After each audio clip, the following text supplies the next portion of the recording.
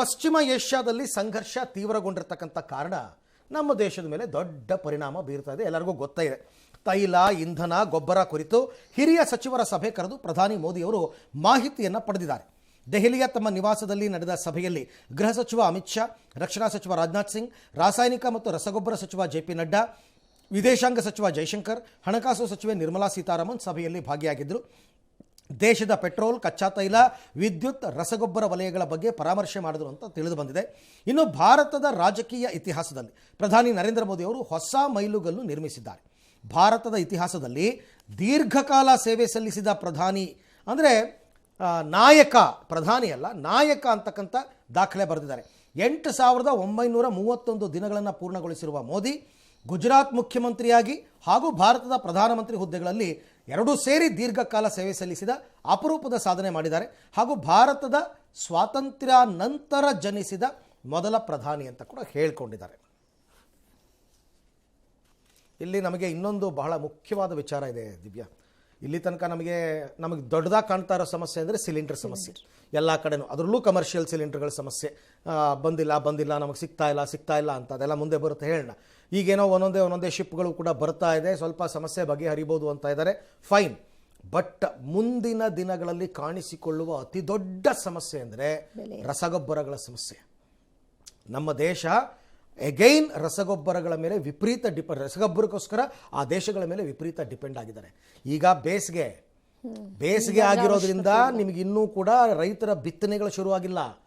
ಬಿತ್ತನೆ ಶುರುವಾಗ್ಬಿಟ್ಟು ರಸಗೊಬ್ಬರಕ್ಕೆ ಹಾಹಾಕಾರ ಶುರುವಾಗ್ಬಿಟ್ರೆ ನಾವು ಸಣ್ಣ ಪುಟ್ಟದನ್ನೇ ನೋಡ್ತಿರ್ತೀವಿ. ಕಳೆದ ವರ್ಷ ಎಲ್ಲ ರಸಗೊಬ್ಬರದ ಅಭಾವ ಅಂತಂದ್ಬಿಟ್ಟು ರೈತರು ದೊಡ್ಡ ಪ್ರೊಟೆಸ್ಟ್ ಮಾಡಿ ರಾತ್ರೋರಾತ್ರಿ ಹೋಗಿ ಕ್ಯೂ ನಿಂತು ಎಲ್ಲ ಆಯ್ತಲ್ಲ, ಇದು ಸಿಕ್ಕಾಪಟ್ಟೆ ಆಗ್ಬಿಡುತ್ತೆ. ಇವತ್ತು ಪ್ರಧಾನಿ ಮೋದಿ ಅವರು ನಡೆಸಿರ್ತಕ್ಕಂಥ ಸಭೆ ಇದೆಯಲ್ಲ, ಇದು ಸಾಮಾನ್ಯವಾದ ಸಭೆ ಅಲ್ಲ. ನೋಡಿ ಯಾರ್ಯಾರು ಬಂದಿದ್ದಾರೆ ಅಂತಂದ್ಬಿಟ್ಟು, ಒಂದು ಕಡೆ ಗೃಹ ಸಚಿವರನ್ನ ಕರೆಸಿದ್ದಾರೆ. ಯಾಕೆಂದರೆ ಪ್ರತಿಯೊಬ್ಬರದ್ದು ಜವಾಬ್ದಾರಿ ಇದೆ ನಾಳೆ ದಿನ ಇಲ್ಲಿ, ಆಯ್ತಾ. ಗೃಹ ಸಚಿವರದ್ದು ಕರೆಸಿದ್ದಾರೆ, ರಕ್ಷಣಾ ಸಚಿವರನ್ನ ಕರೆಸಿದ್ದಾರೆ. ಡಿಫೆನ್ಸ್ ಏನು ಮಾಡಬೇಕು ಮುಂದೆ ಏನಾದರೂ ಹೆಚ್ಚು ಕಡಿಮೆ ಆದರೆ. ರಾಸಾಯನಿಕ ಮತ್ತು ರಸಗೊಬ್ಬರ ಸಚಿವ ನಡ್ಡಾ ಅವ್ರನ್ನ ಕರೆಸಿದ್ದಾರೆ, ಅದು ಪ್ರಾಬ್ಲಮ್ ಇದೆ. ವಿದೇಶಾಂಗ ಸಚಿವರು, ಯಾಕೆಂದರೆ ಕಂಟಿನ್ಯೂಸ್ ಆಗಿ ಇರಾನ್ ಜೊತೆ ಮಾತುಕತೆ ನಡೀತಾ ಇದೆ ನಮ್ಮ ಶಿಪ್ಗಳನ್ನ ಕರೆಸ್ಕೊಳ್ಳೋದಕ್ಕೆ, ಅವ್ರು ಬಂದಿದ್ದಾರೆ. ಹಣಕಾಸು ಸಚಿವೆ ನಿರ್ಮಲಾ ಸೀತಾರಾಮನ್, ನಾಳೆ ದಿನ ಏನಾದರೂ ಹೆಚ್ಚು ಕಡಿಮೆ ಆದರೆ ದೇಶದ ಆರ್ಥಿಕ ಸ್ಥಿತಿಗತಿಗಳು ಕಷ್ಟ ಆಗುತ್ತೆ. ಒಂದು ಮಾಹಿತಿ ಕೇಳಿ ಬರ್ತಾ ಇದೆ, ತುಂಬ ಕುತ್ತಿಗೆಗೆ ಬಂದ್ಬಿಟ್ಟಿದೆ ಅಂತ ಇವ್ರಿಗೆ ತೈಲ ದರ ಏರಿಕೆ ಮಾಡೋಕ್ಕೆ ಆಗ್ತಾ ಇಲ್ಲ. ನೇಪಾಳದವ್ರು ಶುರು ಮಾಡಿದ್ದಾರೆ, ಇವತ್ತು ಶ್ರೀಲಂಕಾದವ್ರು ಮಾಡಿದ್ದಾರೆ. ಲೀಟರ್ಗೆ ಇಂಡಿಯನ್ ಕರೆನ್ಸಿನಲ್ಲಿ 398 ರೂಪಾಯಿ ಶ್ರೀಲಂಕಾದವ್ರು ಮಾಡ್ಕೊಂಡಿರೋದು ಪೆಟ್ರೋಲ್ಗೆ. ಡೀಸೆಲ್ಗೆ 284 ರೂಪಾಯಿ ಇಂಡಿಯನ್ ಕರೆನ್ಸಿನಲ್ಲಿ. ಎಲ್ಲಿ ಈಗ ನಾವೇ ಇಮ್ಯಾಜಿನ್ ಮಾಡ್ಕೊಳ್ಳೋಣ, ನಮ್ಮ ದೇಶದಲ್ಲಿ ಏನಾದರೂ 1 ಲೀಟ್ರ್ ಪೆಟ್ರೋಲ್ಗೆ 400 ರೂಪಾಯಿ ಆಯಿತು ಅಂದ್ಕೊಳ್ಳೋಣ, ಹೆಂಗೆ ಕಷ್ಟ. ಆದರೆ ಮಾಡಲೇಬೇಕಾದ ಕುತ್ತಿಗೆಗೆ ಬಂದ್ಬಿಟ್ಟಿದೆ ಪ್ರತಿ ಬ್ಯಾರಲ್ಗೆ. ಇವಾಗಲೇ ಇವರ ಅಂದಾಜನ್ನು ಮೀರಿ $115 ತನಕ ಹೊಟ್ಟೋಗ್ಬಿಟ್ಟಿದೆ. ಬಟ್ ಏನೋ ಎಲೆಕ್ಷನ್ ಇದೆ ಪಂಚರಾಜ್ಯಗಳದ್ದು, ಅದಕ್ಕೋಸ್ಕರ ಇವರು ಹೋಲ್ಡ್ ಮಾಡಿದ್ದಾರೆ, ಅದು ಮುಗಿದ ತಕ್ಷಣ ಮಾಡ್ತಾರೆ ಅಂತ ಕೆಲವು ವಿರೋಧ ಪಕ್ಷದ ನಾಯಕರು ಮಾತಾಡ್ತಾ ಇದ್ದು ಕೇಳ್ಪಟ್ಟೆ ನಾನು. ಗೊತ್ತಿಲ್ಲ, ಆಗಿದೆಯಂತೆ ಇರಬಹುದು. ಅದೇನಾದರೂ ಆಯಿತು ಅಂತಂದರೆ ನಿಮಗೆ ಚೈನ್ ಅದು ಒನ್ಸ್ ನಿಮಗೆ ಡೀಸೆಲ್ ಪೆಟ್ರೋಲ್ ರೇಟ್ ಜಾಸ್ತಿ ಆಗಿಬಿಡ್ತು ಅಂತಂದರೆ ಟ್ರಾನ್ಸ್ಪೋರ್ಟೇಷನ್ನಿಂದ ಹಿಡಿದು ತರಕಾರಿ ಬೆಲೆ, ದಿನಸಿ ಬೆಲೆ, ಮತ್ತೊಂದು ಮಗದೊಂದು ಎಲ್ಲ ಜಾಸ್ತಿ ಆಗಿಬಿಡುತ್ತೆ. ಅದಕ್ಕೋಸ್ಕರ ಸಮಸ್ಯೆ ಶುರುವಾಗುತ್ತೆ ಇನ್ನು ಮುಂದೆ. ಅದಕ್ಕೋಸ್ಕರನೇ ಇವತ್ತು ನಡೆದಿರ್ತಕ್ಕಂಥ ಸಭೆ ಹೆಂಗೆ, ಯಾಕೆಂದರೆ ಯಾವುದೋ ಸಣ್ಣ ದ್ವೀಪ ರಾಷ್ಟ್ರ ಅಲ್ಲ ನಮ್ಮದು, 147 ಕೋಟಿ ಜನಸಂಖ್ಯೆ ಇರತಕ್ಕಂಥ ಬೃಹತ್ ರಾಷ್ಟ್ರ. ಹೇಗೆ ಮೇಂಟೈನ್ ಮಾಡಬೇಕು, ಅದಕ್ಕೋಸ್ಕರ ನಡೆದಿದೆ. ಇನ್ನು ದೇಶದಲ್ಲಿ LPG ಸಿಲಿಂಡರ್ ಸಮಸ್ಯೆ ಇಲ್ಲ ಅಂತ ಕೇಂದ್ರ ಸರ್ಕಾರ ಹೇಳ್ತಾನೆ ಬಂದಿದೆ, ಆದರೆ ಜನರ ಪರದಾಟ ಮಾತ್ರ ಜಾಸ್ತಿ ಆಗ್ತಾ ಇದೆ. ಮಂಡ್ಯದ KR ಪೇಟೆ ಪಟ್ಟಣದಲ್ಲಿ ನೂರಾರು ಗ್ರಾಹಕರು ಗ್ಯಾಸ್ ಏಜೆನ್ಸಿ ಬಳಿ ಜಮಾಯಿಸಿದ್ರು. ತಳ್ಳಾಟ ನೂಕಾಟ ನಡೀತು. ಕೊನೆಗೆ ಏಜೆನ್ಸಿ ಮಾಲೀಕರು ಠಾಣೆ ಮುಂದೆ ಲಾರಿಯನ್ನು ತಂದು ಪೊಲೀಸರ ರಕ್ಷಣೆಯಲ್ಲಿ ಸಿಲಿಂಡರ್ ವಿತರಣೆ ಮಾಡಿದ್ದಾರೆ. ಬೀದರ್ನಲ್ಲಿ ಗ್ಯಾಸ್ ಕಟ್ಟಿಂಗ್ಗೆ ಸಿಲಿಂಡರ್ ಸಿಗ್ತಾ ಇಲ್ಲ. ಜೊತೆಗೆ ವಿದ್ಯಾರ್ಥಿಗಳು, ಅವಿವಾಹಿತರು ಬಳಸ್ತಾ ಇದ್ದಂಥ 2 kg 5 kgಯ ಸ್ಮಾಲ್ ಸಿಲಿಂಡರ್ಗೆ 50 ರೂಪಾಯಿ ಹೆಚ್ಚಾಗಿದೆ. ಧಾರವಾಡದಲ್ಲಿ ನಾನ್ ವೆಜ್ ಹೋಟೆಲ್ಗಳು ಸೌದೆ ಒಲೆ ಮೊರೆ ಹೋಗಿವೆ.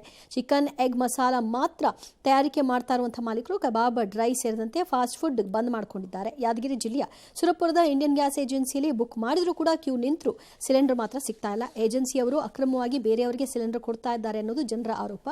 ಅಮೆರಿಕ ಟೆಕ್ಸಾಸ್ನಿಂದ 16,714 ಮೆಟ್ರಿಕ್ ಟನ್ LPG ಹೊತ್ತ ಹಡಗೊಂದು ಹೊಸ ಮಂಗಳೂರಿಗೆ ಬಂದರಿಗೆ ಬಂದಿದೆ. ಚೀನಾದತ್ತ ಹೊರಟಿದಂತಹ ರಷ್ಯಾದ ಹಡಗು 7.7 ಲಕ್ಷ ಬ್ಯಾರೆಲ್ ಕಚ್ಚಾ ತೈಲ ಹೊತ್ತು ಮಂಗಳೂರಿಗೆ ಬಂದದ್ದು ಅನ್ಲೋಡ್ ಕಾರ್ಯ ನಡೀತಾ ಇದೆ. ಈ ಮಧ್ಯೆ ಸ್ಟೀಲ್ ಕಂಬಿಗಳ ಬೆಲೆ ಪ್ರತಿ ಕೆಜಿಗೆ ₹8 ಹೆಚ್ಚಾಗಿದೆ. ಚಿಕ್ಕೋಡಿಯಲ್ಲಿ ಗ್ರಾಹಕರು, ಗುತ್ತಿಗೆದಾರರಲ್ಲಿ ಆತಂಕ. ಹೋಟೆಲ್ ಮಾಲೀಕರಂತೂ ರಾಜ್ಯದ ಸಂಸದರ ವಿರುದ್ಧ ಕೆಂಡ ಕಾರ್ತಿದ್ದಾರೆ. ಸಮಸ್ಯೆ ವ್ಯಾಪಕ ಆಗ್ತಾ ಇರೋದರ ಹಿನ್ನೆಲೆಯಲ್ಲಿ ಸಂಸದರು ಧ್ವನಿ ಎತ್ತುತ್ತಾ ಇಲ್ಲ ಅನ್ನೋದು ಅವರ ಕೂಗು. ಹೀಗಾಗಿ ಬೆಂಗಳೂರು ಹೋಟೆಲ್ ಮಾಲೀಕರ ಸಂಘ ಹೈಕೋರ್ಟ್ಗೆ ರೆಡ್ ಅರ್ಜಿಯನ್ನು ಸಲ್ಲಿಸಿದ್ದು ನಾಳೆ ಅಂಕಿ ಅಂಶಗಳನ್ನು ರಾಜ್ಯ ಮತ್ತು ಕೇಂದ್ರ ಸರ್ಕಾರಗಳು ಕೋರ್ಟ್ಗೆ ಕೊಡಬೇಕಿದೆ. 12 ದಿವಸದಿಂದ ನಾವು ಒಂದು ಒಳ್ಳೆ ನರಕ ಯಾತನೆ ಅನುಭವಿಸ್ತಾ ಇದ್ದೀವಿ. ನಮ್ಮ ರಾಜ್ಯದ ಎಂಪಿಗಳನ್ನ ನಾವು ಮನವರಿಕೆ ಮಾಡಿ ಸಹಾಯ ಹಸ್ತ ಚಾಚಿದ್ರು ಒಂದು ನಿರಾಶಾದಾಯಕವಾಗಿತ್ತಂತಾನೆ ಹೇಳ್ಬೋದು ಅವರ ಒಂದು ಸ್ಪಂದನೆ.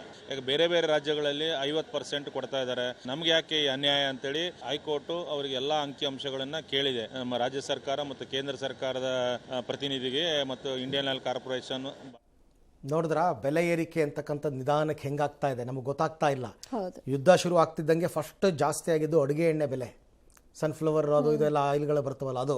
ಅದಾದಮೇಲೆ premium petrol, premium diesel rate ಎಲ್ಲ ಜಾಸ್ತಿ ಆಯಿತು. ಈಗ ಸಣ್ಣ ಸಣ್ಣ ಸ್ಮಾಲ್ ಸಿಲಿಂಡರ್ಗಳದ್ದು ರೇಟ್ ಜಾಸ್ತಿ ಆಗಿದೆ. ಮತ್ತು ಸ್ಟೀಲ್ ರೇಟ್ ₹8 ಕೆಜಿಗೆ ಜಾಸ್ತಿ ಆಗಿದೆ. ಒಂದೊಂದೇ ಹೊಡೆತ ಕೊಡ್ತಾ ಇದೆ. ಯಾವ ವಸ್ತುಗಳ ಮೇಲೆ ನಾವು ಬೇರೆ ದೇಶದ ಮೇಲೆ ಡಿಪೆಂಡ್ ಆಗಿದ್ದೀವೋ ಅದೆಲ್ಲದರ ಬೆಲೆನೂ ಜಾಸ್ತಿ ಆಗುತ್ತೆ. ಯಾವ ವಸ್ತುಗಳನ್ನು ನಾವು ನಮ್ಮ ದೇಶದಿಂದ ಬೇರೆ ದೇಶಗಳಿಗೆ ಕಳಿಸ್ಕೊಡ್ತೀವೋ ಅದರ ಬೆಲೆ ಕಡಿಮೆ ಆಗುತ್ತೆ. ಯಾಕೆಂದರೆ ರಫ್ತು ಮಾಡೋಕ್ಕಾಗ್ತಾ ಇಲ್ಲ. ಉದಾಹರಣೆಗೆ ಟೊಮೆಟೊ ರೇಟ್ ಬಿದ್ದೋಗಿದೆ, ತಗೋತಾ ಇಲ್ಲ. ತರಕಾರಿ ರೇಟ್ ಬಿದ್ದೋಗಿದೆ, ತಗೋತಾ ಇಲ್ಲ. ಮೊಟ್ಟೆ ಬೆಲೆ ವಿಪರೀತ ಕಡಿಮೆ ಆಗಿದೆ, ಯಾಕೆಂದರೆ ನಾವು ಕಳಿಸ್ಕೊಡೋಕ್ಕಾಗ್ತಾ ಇಲ್ಲ. ನಮ್ಮ ದೇಶದಲ್ಲೇ ಉಳ್ಕೊಂಡಿವೆ, ಅವೆಲ್ಲ ಉಳ್ಕೊಂಡ್ಮೇಲೆ ರೇಟ್ ಕಡಿಮೆ ಆಗುತ್ತೆ. ಇಷ್ಟೇ ಸಿಂಪಲ್ ಲಾಜಿಕ್, ತಲೆ ಕೆಡಿಸ್ಕೋಬೇಡಿ.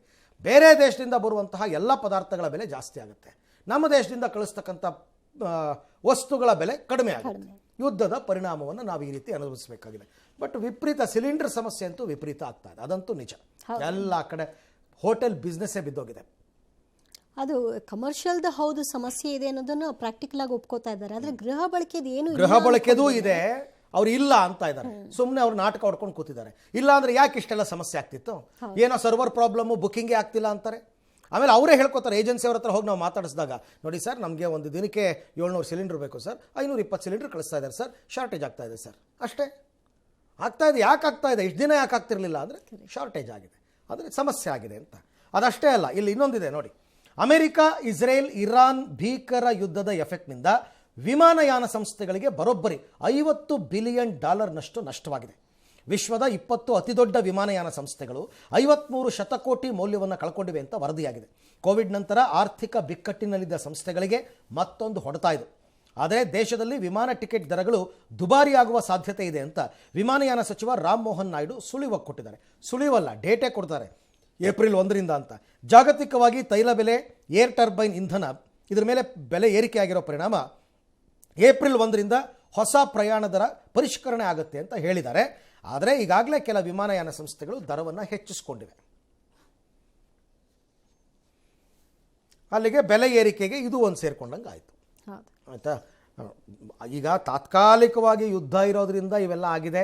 ಯುದ್ಧ ನಿಂತ ತಕ್ಷಣ ಕಡಿಮೆ ಆಗಿಬಿಡುತ್ತೆ ಅಂತಂದರೆ ಓಕೆ ಅನ್ಕೋಬೋದು. ಬಟ್ ನನಗೆ ಡೌಟ್ ಇದೆ, ಆಮೇಲೆ ಇವ್ರು ಕಡಿಮೆ ಮಾಡ್ತಾರಾ ಇಲ್ವಾ? ಹಾಗೆ ಮುಂದುವರಿಸ್ಕೊಂಡೆ ಹೋಗ್ಬಿಟ್ರೆ ಜನರಿಗೆ ಬರೆ ಅಲ್ವಾ? ಏನಾಗುತ್ತೋ ಏನು ಕಥೆನೋ.